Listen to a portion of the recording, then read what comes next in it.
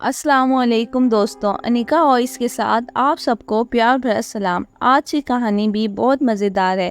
اس کو شروع کرنے سے پہلے آپ سب سے ریکویسٹ ہے کہ آپ اس چینل کو سبسکرائب کر لیں اور بیل آئیکن کو پریس کر دیں تاکہ جب بھی نیو ویڈیو اپلوڈ ہو آپ کو اس کا نوٹیفیکیشن سب سے پہلے مل سکے۔ تو کہانی شروع کرتے ہیں۔ مانی ایک لکڑہارا تھا۔ اس کی عمر 18-19 سال کی تھی۔ وہ اپنی ماں کے ساتھ ایک گاؤں میں رہتا تھا۔ وہ روز جنگل سے لکڑیاں کاٹتا اور انہیں فروخت کر کے ان سے ملنے والی رقم اپنی ماں کو لا کر دے دیتا۔ ایک روز مانی جنگل سے لکڑیاں کاٹ کر گھر واپس آ رہا تھا تو اس نے جھاڑیوں میں ایک کتا دیکھا۔ وہ اپنی بڑی جسامت اور شکل و صورت سے وہ کسی اچھی نسل کا کتا لگ رہا تھا۔ اس کے گلے میں قیمتی پٹا تھا اور اس پٹے پہ اس کا نام بھی درج تھا، ڈبو۔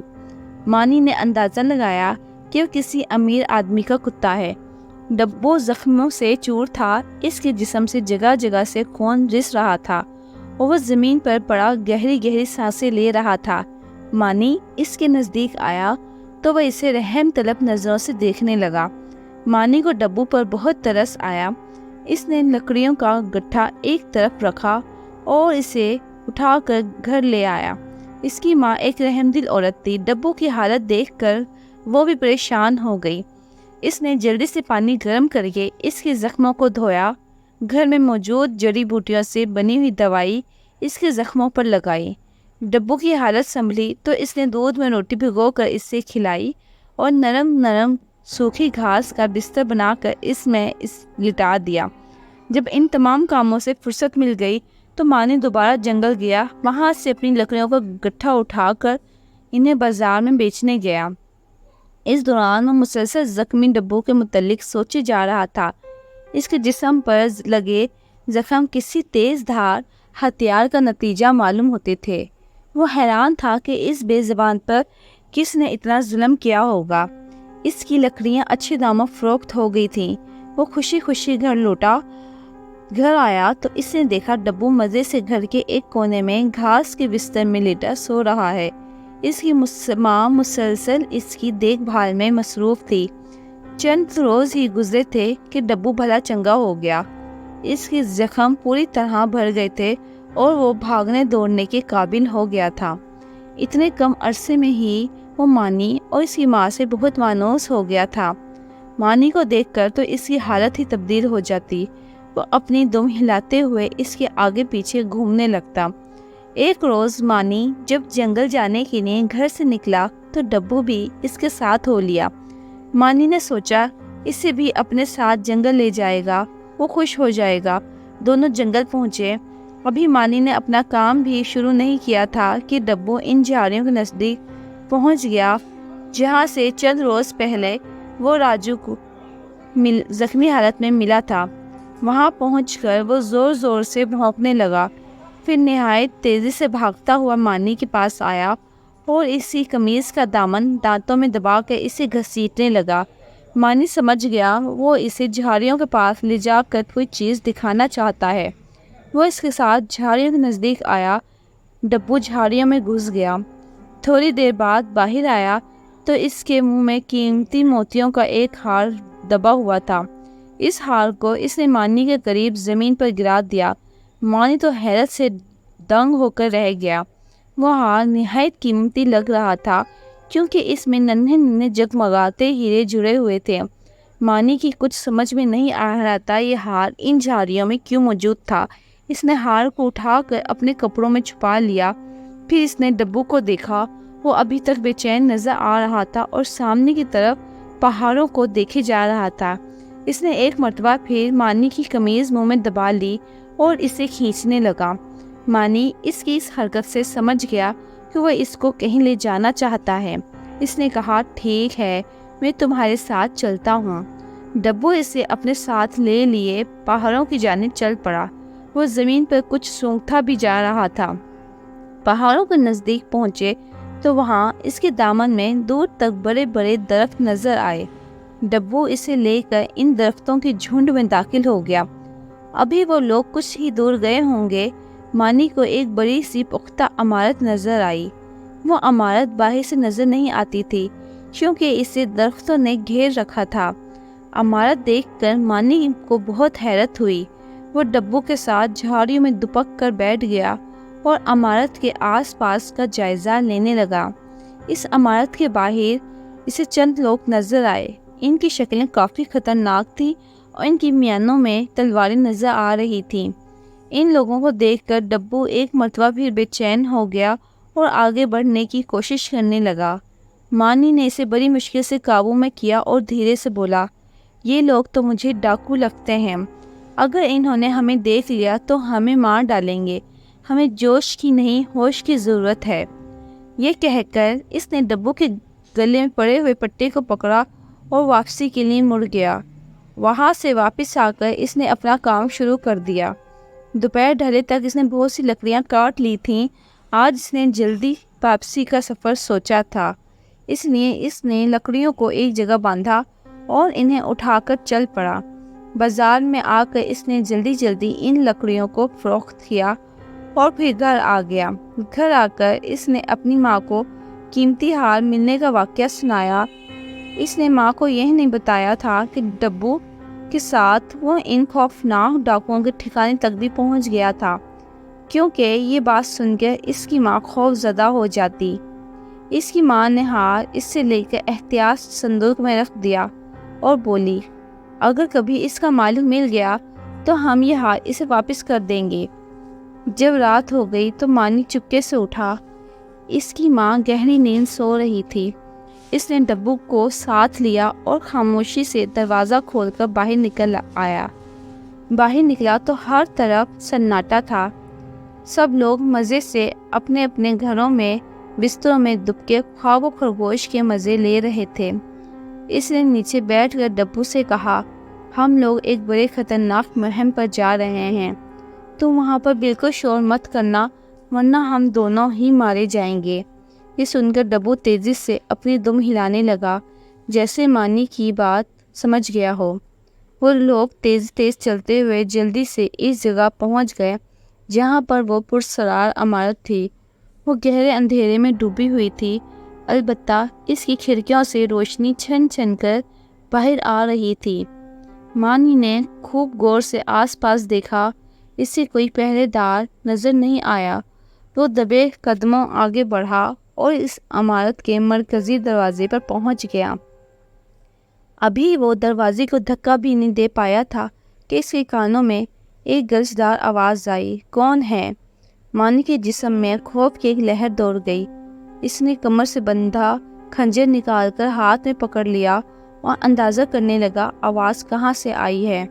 عمارت کے قریب ہی ایک پانی کا تالاب تھا، اس میں کوئی شخص موجود تھا۔ اس شخص نے مانی کو دیکھ لیا تھا اور اب تالاب سے نکل کر اس کی طرف آنا چاہتا تھا۔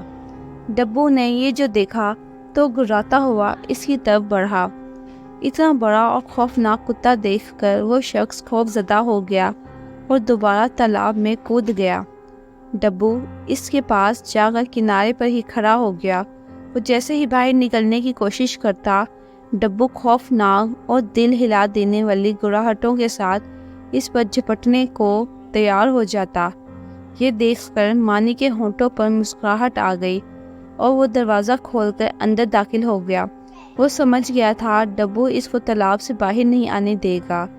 اندر عمارت میں دیواروں پر مشعلیں روشن تھی اور وہاں بڑے بڑے کمرے تھے۔ مانی آگے بڑھا، ایک جگہ اسے سیڑھیاں نیچے جاتی نظر آئیں۔ وہ سیڑھیاں اترنے لگا اور ایک تہہ خانے میں پہنچ گیا۔ تہہ خانے میں بڑی بڑی بوریاں تھیں جو سونے چاندی اور اشرفیوں سے بھری ہوئی تھیں۔ ایک کونے میں اسے مضبوط رسیوں میں جکڑی ایک لڑکی نظر آئی جو مانی کو حیرت بھری نظروں سے دیکھ رہی تھی۔ مانی جلدی سے اس کے نزدیک آیا، اپنے خنجر سے اس کی رسیاں کاٹ کر اسے آزاد کیا اور بولا، اچھی لڑکی، تم کون ہو؟ تمہیں یہاں کس نے قید کیا ہے؟ میں اس شہر کی مشہور سوداگر شہریار کی بیٹی شہزادی حسن بانو ہوں۔ چند روز پہلے میں ابا کے ساتھ دوسرے شہر سے آ رہی تھی کہ رات کے وقت ان ڈاکوؤں نے ہمارے قافلے پہ دھاوا بول دیا اور لوٹ مار شروع کر دی۔ میرے گلے میں ہیرے جواہرات کا ایک قیمتی ہار تھا، میں نے اسے اتار کر جھاڑیوں میں چھپا دیا تاکہ وہ اسے نہ لے سکیں۔ ہمارا سارا اسباب اپنے قبضے میں لے کر انہوں نے مجھے بھی پکڑ لیا اور اپنے ساتھ یہاں لے آئے۔ میرے وفادار ڈبو نے بڑی بہادری سے ان کا مقابلہ کیا، مگر ان ظالموں نے اسے خنجروں کے وار کر کے ادھموا کر دیا۔ جانے اب وہ کہاں ہوگا، پتہ نہیں زندہ بھی ہے یا مر گیا۔ ڈاکوؤں کا سردار مجھ سے شادی کرنے کے لیے اصرار کر رہا ہے۔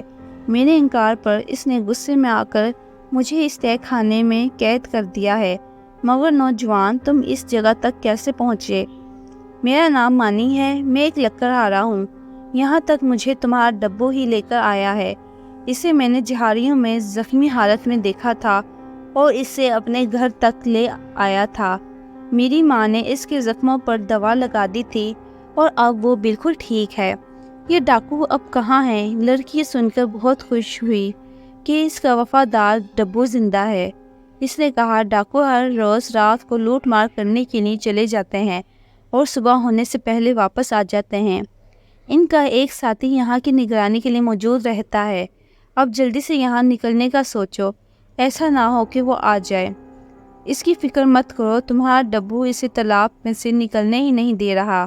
میرا خیال ہے یہاں ایک آدھ گھوڑا تو ضرور موجود ہوگا۔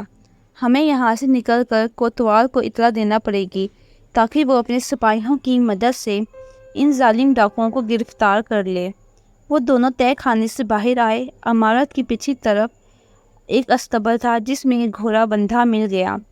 مانی نے جلدی سے اس پر زین کسی اور حسن بانو کو اس پر بٹھا کر گھوڑے کو ایر لگا دی۔ گھوڑا تازہ دم تھا، اس لیے ہوا سے باتیں کرنے لگا۔ حسن بانو کے بتائے ہوئے راستے پہ چلتا ہوا وہ جلد ہی اس کے گھر پہنچ گیا۔ شہریار سوداگر اور اس کی بیوی نے اپنی بیٹی زندہ سلامت دیکھی تو ان کا خوشی سے برا حال ہو گیا۔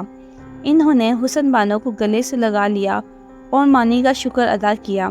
حسن بانو نے جلدی جلدی انہیں پوری کہانی سنا دی۔ مانی نے کہا، جناب، ہمیں دیر نہیں کرنی چاہیے۔ کوتوال اور سپاہی کو لے کر فوراً ڈاکوؤں کے اڈے پر پہنچنا چاہیے تاکہ انہیں گرفتار کیا جا سکے۔ کوتوال جو تھا وہ شہریار سوداگر کا دوست تھا۔ شہریار سوداگر اسی وقت مانی کو لے کر کوتوال کے گھر پہنچا اور اسے پورا واقعہ سنایا۔ ان ڈاکوؤں نے ہر طرف لوٹ مار مچا رکھی تھی اور تمام لوگ ان سے تنگ تھے۔ کوتوال بھی چاہتا تھا انہیں گرفتار کر کے جیل میں ڈال دیں، مگر وہ پکڑ میں ہی نہیں آ رہے تھے۔ شہریار سوداگر کی کہانی سن کر اس نے بہت سارے سپاہیوں کو تیار کیا اور مانی کے ساتھ ڈاکوؤں کے ٹھکانے پر پہنچ گیا۔ ڈبو نے ابھی تک ڈاکوؤں کے ساتھی کو تالاب سے نہیں نکلنے دیا تھا۔ وہ جیسے ہی باہر نکلتا وہ اس پر گراہٹ کر جھپٹ پڑتا اور ڈاکوؤں کا ساتھی مارے ڈر کے دوبارہ تالاب میں کود جاتا۔ مانی انہیں لے کر سب سے پہلے تالاب پر ہی پہنچا تھا۔ سپاہیوں کو دیکھ کر ڈاکوؤں کے ساتھی نے پانی میں ڈبکی لگا کر ان سے بچنا چاہا، مگر کب تک، جلد ہی اسے سانس لینے کے لیے اوپر آنا پڑا۔ ایک سپاہی نے کمان پر تیر چڑھا کر اس کا نشانہ لے کر کہا، اگر زندگی عزیز ہے تو باہر آ جاؤ ورنہ تیروں سے چھننی کر دوں گا۔ ڈاکوؤں کا ساتھی خوف سے لرزتا ہوا باہر نکلا اور اسے سپاہیوں نے گرفتار کر لیا۔ کوتوال نے اپنے سپاہیوں کو ادھر ادھر چھپا دیا اور ڈاکوؤں کی واپسی کا انتظار کرنے لگے۔ صبح ہونے والی تھی۔ زیادہ دیر نہیں گزری تھی کہ ان کے کانوں میں گھوڑوں کی ٹاپوں کی آوازیں آنے لگیں۔ سب ہوشیار ہو گئے۔ جلد ہی ڈاکو وہاں پہنچ گئے۔ ان کے سردار نے کہکا لگا کر کہا، آج تو ہمارے ہاتھ بہت سا مال لگا ہے۔ میں بہت خوش ہوں، ہماری دولت میں روز بروز اضافہ ہوتا جا رہا ہے۔ اس کے ساتھی گھوڑوں پر لدے لوٹ مار کے سامان کے تھیلے اتارنے میں مصروف تھے کہ کوتوال کا اشارہ پاتے ہی تمام سپاہی تلواریں ہاتھ میں لے کر ان پر ٹوٹ پڑے اور جلد ہی انہیں قابو کر کے ان کی مشقیں کس دیں۔ سارے ڈاکو زمین پر بندھے پڑے تھے اور خوف بھری نظروں سے کوتوال اور سپاہیوں کو دیکھ رہے تھے۔ تم لوگوں کو اب معصوم لوگوں پر ظلم و ستم کرنے کا بدلہ ملے گا۔ قاضی صاحب تمہیں کڑی سزائیں دیں گے۔ تمہاری وجہ سے مقولے کے خدا بہت مشکل میں تھی۔ کوتوال نے نہایت غصے سے کہا، اگر نوجوان مانی ہماری مدد نہ کرتا تو تم لوگ یوں ہی اس ظلم و ستم کا بازار گرم کر کے رکھتے۔ اس کے بعد ان کی واپسی ہو گئی۔ شہریار سوداگر مانی کا بہت بڑا احسان مند تھا، اس نے اس کی بہت خاطر مدارت کی۔ اگلے روز مانی نے جھالیوں سے ملنے والا ہار بھی شہریار سوداگر کے حوالے کر دیا۔ بادشاہ کو بھی اس واقعے کا علم ہو گیا تھا۔ اس نے مانی کو اس کارناموں پر ہزاروں اشرفیاں انعام میں دی، کیونکہ اس کی وجہ سے خوفناک ڈاکو گرفتار ہوئے تھے۔ کوتوال نے بھی اس کا بہت بہت شکر ادا کیا۔ شہریار سوداگر تو مانی سے بہت ہی خوش تھا۔ اس کی ہمت اور بہادری کی وجہ سے اس کی بیٹی اسے واپس ملی تھی۔ ایک روز وہ اس کا شکریہ ادا کرنے اپنی بیوی اور بیٹی کے ساتھ اس کے گھر بھی آیا۔ ڈبو بھی ان لوگوں کے ساتھ تھا۔ مانی کی ماں نے انہیں دیکھ کر بہت خوش ہوئی۔ وہ اس بات پر بھی پھولے نہیں سما رہی تھی کہ اس کے بیٹے نے اتنی بہادری کا کام سر انجام دیا ہے جس کی سب تعریف کر رہے ہیں۔ سوداگر مانی کی شرافت اور ایمانداری سے بھی بہت متاثر تھا، کیونکہ اتنی غربت کے باوجود مانی نے اس کی بیٹی کا ہیرے جواہرات کا قیمتی ہار بھی اسے واپس کر دیا تھا۔ اس نے فیصلہ کر لیا کہ وہ حسن بانو کی شادی ایماندار اور بہادر مانی سے ہی کرے گا۔ چند دنوں بعد اس نے اپنی بیٹی کی شادی مانی سے کر دی۔ بادشاہ نے انعام میں جو اشرفیاں مانی کو دی تھیں، ان سے اس نے شہر میں ایک بڑا سا گھر خرید لیا اور خود بھی تجارت کرنے لگا۔